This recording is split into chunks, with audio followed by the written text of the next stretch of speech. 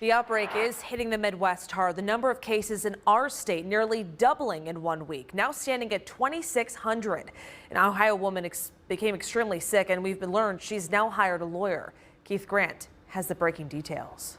Tamira Stewart from Parma Heights became extremely sick earlier this month. Her $3 taco at Taco Bell has cost her thousands in medical bills.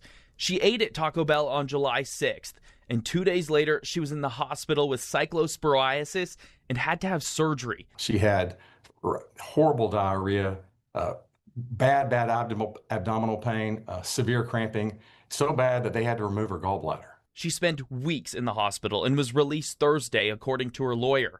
Ron Simon is her attorney. He's a national food safety lawyer. He wants Taylor Farms and Taco Bell to cover her hospital bill. The FDA has linked lettuce from these two companies to the outbreak. Why Taco Bell specifically? In the United States, we have a doctrine called strict liability, which means if a restaurant or a grocery store sells food that poisons people, they're liable whether or not they know it was poisonous. Taylor Farms has pulled lettuce from shelves, and Taco Bell has pulled shredded lettuce from its menu nationwide. But cases keep climbing in Ohio. That's why the CDC has sent investigators to the state at the state's request. The FDA says the likely source is shredded iceberg lettuce. Health and Human Services Secretary Robert F. Kennedy Jr. saying the outbreak's under control. Our cases nearly doubled from the week before this last week. Does that look like an outbreak that's under control? This cyclospora outbreak is not under control. It is out of control. The CDC's investigators are in Ohio right now talking to people with cyclosporiasis. The investigators will be here for 3 weeks to try and pin down where this outbreak started. Keith Grant, 19 News. Shalom. First and foremost, I want to give all of the praises and the glory to the Most High and His Son, Yahweh, Ba'ashem Yahushai, Ba'ashem Rakah Kwadash, and double honors to the elder apostles of the great millstone, and to include the elder bishops on down. And Yahweh Bashmi Al-Shai Barakatham to the elect. And it's your brother Laban. And I want to go over this video over here. Quite interesting indeed. You know, there was a woman from Ohio, so-called black woman, which suffered a disease called, as Esau calls, cyclosporiasis, which is a parasitic disease, something serious too. As you peeped in the video, as what the doctor said, this guy over here, he mentioned that they had to cut her bladder off. That's how terrible her disease was, right? And it had to do with bacteria that was in the food that she had ordered at Taco Bell. And you know, these fast food joints, you got to watch yourself with these right here. It's just best that you spend the extra money, go to a proper restaurant, and or if you can, just cook your own food. It's better to be safe than sorry. You know, so now let's look up this what this disease is. Cyclosporiasis is an illness you get from you get from the parasite Cyclopora cayentensis or cayentensis. It causes watery and sometimes explosive diarrhea and other stomach problems. It usually spreads from contaminated water or food. Treatment typically includes antibiotics. Now this points to what is it, Deuteronomy 28 and also 60, I think is 1. Yeah, not Isaiah. Deuteronomy 28 and 61. Also every sickness and every plague which is not written in the book of this law, then will the Lord bring upon thee until thou be destroyed. So from verse 15 to verse 68 are all of the curses listed down that we as a people, so-called black people, so-called Latino people, and Native American Indians would suffer in these last times. Now, through a process of time, these curses will come upon us. But at the last days that we're in right now, it's come upon us fully. All right. And most of these sicknesses that Jake suffers is to do as the result of their diet. You know, a lot of us, let's just keep it real. A lot of the dieting that we undertake as a people isn't really as good as it should be. And that's why when you hear commonly that eventually, Jake will suffer from diabetes, like, you listen, we've been, here long enough to have heard of this disease among so-called black people, among our family peers, how they had to get their legs cut off, or this cut off, or that cut off, because of the disease that they suffered so severely. Like this woman, the doctor mentioned that, again, her bladder had to be cut off because of this, the amount of parasites she had. You know what I mean? So a lot of it's to do with the diet that we go for, and most of the diet that Jake goes for is more inflammatory. It's more inflammatory based, which brings about, you want to talk about high blood pressure, high sugar levels. And that's why, if you notice, man, you got people, even I myself, I used to suffer from this. Like, I would be able to eat something, right? And in some cases, you would eat a decent amount of food, and then all of a sudden, especially for me, I would get hungry again. But where that comes from, yeah, it's an appetite issue, but for the most part, what I found out, what my issue was it was having to do with my blood sugars being high. So when your blood sugar is high, now you're craving food. Here it is, you had a decent plate of food, but yet you're still hungry, because the food that you ate, for one, and I have to include this too, also too, most of our food that we consume doesn't have much of a nutritional value. And that's another reason why you feel you need to eat more food. But for the most part, it's to do with the blood sugar levels, right? So what you want to do is you want to eat less inflammatory foods and more lean foods, more greens, and foods like that, to keep your blood sugar levels low, and to keep you from high blood pressure too. So now you're able to be regulated, rather than you having hypertension, anxiety, and all of this, emotion or feeling. All right. So yeah, that's the thing that we gotta do. Jake's got a terrible kind of diet, and man, and trust me, man, listen, I'm coming from a place where I used to eat mad shit, especially when I was in the States, and even when I first came over, when I came back here the second time, which is, this is my if I'm correct, yeah, this is my second time coming back over here. So I was constantly eating shit, but when I came to the truth, I was still eating shit. Then when I came into the truth, and I'm not saying that I'm the best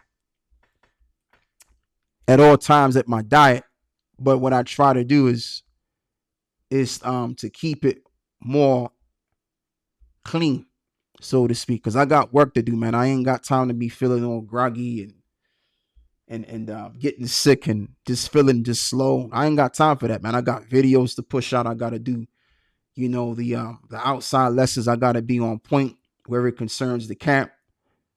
There's a lot of stuff that's on my mind I have to do, man. I ain't got time for it. So that's my reason why, I have to keep my diet on point. Because you got to be in control, man. It is what it is. You got to be in control, so you make good decisions, and you're able to do a good job of whatever it is that you're doing. When you feel good, you're able to do a good job of what you do. So yeah, man, that's just me talking. But going forward now, I want to read this as well. Ezekiel 4, verse 13. And the Lord said, even thus shall the children of Israel eat their defiled bread among the Gentiles, whither I will drive them. Then said I, Lord Yahweh, behold, my soul have not been polluted, for from my youth up even till now have I now eaten of that which died of itself, or is torn in pieces, neither came their abominable flesh into my mouth. Then he said unto me, lo, I have given thee cow's dung for man's dung, and thou shalt prepare thy bread therewith. And moreover, he said unto me, son of man, behold, I will break the staff of bread in Jerusalem, and they shall eat bread by weight even, and with care, and they shall drink water by measure and with astonishment. So the first point, I want to deal with is that we would eat the foul bread among the heathen. So even if, let's just say, you don't go to the fast food restaurants and you usually go to the grocery store to get your food, even you got to watch out for the food that's being presented your way in these stores, because the foods can also be chemicalized, injected with water and what have you. And we don't know what they're injected. We don't know what they put in the water to inject in your meats either. So on every angle, you got to be careful. And really what you got to do really is you got to pray on everything, and that's what we all have to practice more so, is prayer, the art of praying more diligently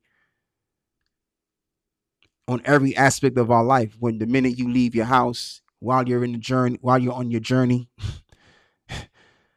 I said while you're in your journey, while you're on your journey, while you're at work, wherever the hell you're at, you have to pray. Even when you're in your own space, anything could happen while you're in your own space. You may think, oh yeah, I'm more comfortable in my own space, but anything is possible to happen. And what I'm going to say is this too, right? Because I don't want to put the spirit out there of uncertainty. Listen, if Yahweh Bashmial Shai is dealing with you, then guess what? You're going to be doing everything right. You're going to be doing everything right. So if you're doing everything right, you ain't got really much to worry about. But I'm just saying, we still have to be in prayer mode, because there's a lot of toxic activity and death surrounds us all around. So we gotta be on point spiritually too. We gotta be tapped into our power just to get around, man. We got to. And the scriptures even says that we should cease not from prayer anyway. But yeah, brothers, just going back to what I was saying, I don't want to put that uncertain spirit out there. I'm just saying, like, this is what we gotta do to avoid danger if needs be. Haggai 1:6, you have sown much and bring in little. Now this leads to my second point, because in this chapter, in this book, it also mentions that we're going to eat our bread by measure. Why is that? Because for one, we're not going to make enough money to buy an excessive amount of food when we want to. We're not going to have the kind of money to buy and own land massively. So now our food is limited. And our whole entire life is limited based on limited financing, okay, that we have.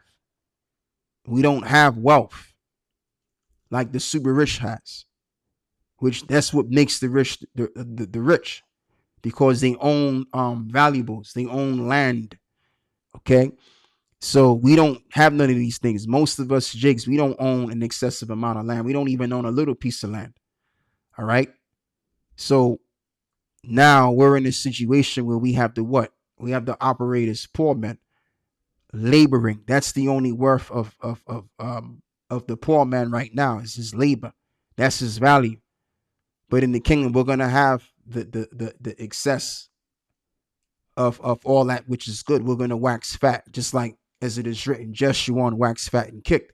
Because in Egypt we came out having great substance. So we're gonna have those great substance. And we're going to own people. We're going to own all kinds of lands, large amounts of lands.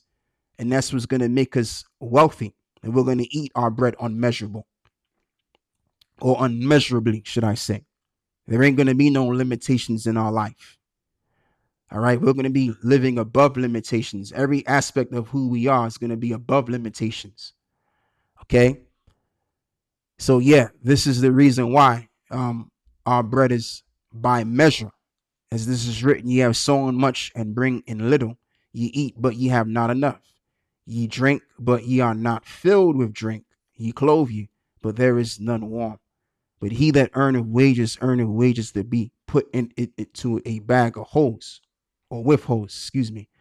Thus saith the Lord Yahweh of hosts, consider your way. So that's why, again, we have to eat by measure. Everything is done by measurement, because we got bills to pay.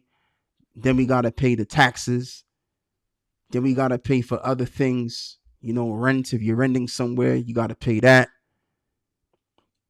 And before you know it, when all of these things are paid for, now you got to go right back to work and repeat the same exact cycle.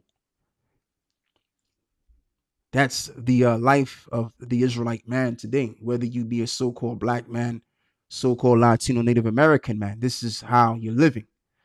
So when you read these precepts, it speaks to you because this is how you're living. This proves that we gotta be the Israelites. You think these so-called JOOs live like that? They're the ones this big bank in it. You know, they get an excessive amount of tax money by the billions. You know, we're talking about it being the biggest welfare state for a long time. So, you know, they're accumulating the labor of people. You know, we become their wealth.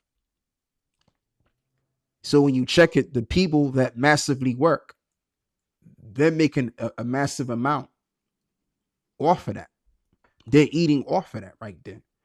Kind of reminds me of Deuteronomy 28 and verse 33 to verse 35, that the strangers that are around about thee shall eat of thy labors. Roughly paraphrasing that scripture as well. So again, this is the experience that we're living. Baruch 3 and verse 8, behold, we are yet this day in our captivity, where thou hast scattered us for a reproach and a curse, and to be subject to payments according to all the iniquities of our fathers, which departed from the Lord, Yahweh our power. Exactly. So that's why we bring in very little. Yeah, we labor much, but we're bringing in very little because just like I mentioned, we got to make other payments. We got to pay bills. We got to pay the taxes, and as a collection or as in combination, now you got to resort right back to doing the same thing all over again because you're really not working to better your situation. You're working to enrich those that own your labor, like I mentioned. Okay, that's the situation we're in because of our sins. Now, going back to the topic concerning the disease that this woman has suffered, let me read Micah 6 and verse 13. Therefore also will I make thee sick and smiting thee and making thee desolate because of thy sins. Okay, so there you go. So we're being smitten with sicknesses, which ties into again Deuteronomy 28 and 61. Also, every sickness and every plague which is not written in the book of this law, them will the Lord Yahweh bring upon thee until thou be destroyed. So the diseases that we saw happen to the people of Mount Zion that we were scared of, now it's come upon us. And even the diseases that were not even written in the book of this law. Okay, which is the second book of the law, by the way, Deuteronomy, from the word deuce, I believe is the Latin word deuce, which means number 2. So yeah, this woman suffered disease called, as Esau coins it, right, with these tongue twisting words, cyclosporiasis. And whenever you see the term ISIS, I believe it's in regarding parasites, which we all have parasites. Some have a lot, some have less. And that's why we got to continue to maintain our diet. And if times get into the herbs, you got what is called wormwood, which takes care of parasites. That's why that's why it's called wormwood. There you go. See, wormwood, because wormwood is a bitter herb that if ingested, it can do away with parasites. And there's also other herbs too. Of course, you got activated charcoal, but charcoal may be a bit too rough, I think, for most people, right? But even that does it too. And there's so many cleanses. There's so many herbs that you can use to get rid of parasites. But that's just one of the herbs that comes to mind right now is wormwood. All right. Everybody's got them. I mean, listen, we live in a toxic world. Everyone's got parasites to some level of a degree. But again, this is the reason why we got to maintain what we're eating, man. And making sure that we don't touch down with these fast food restaurant joints because we don't know if they're using old grease. If I'm going to go to a restaurant, I'll spend the extra money. It's all good. It's better to be safe than sorry, man. Rather than to risk it. Yeah, man. So that's all I got to say for this. I'm letting this go, man. Giving all of the praises and the glory to the Most High and the Son, Yahweh Bashmi Al Shai, Bashim Rakak Wadash. And with that, I'm going to close. Shalom.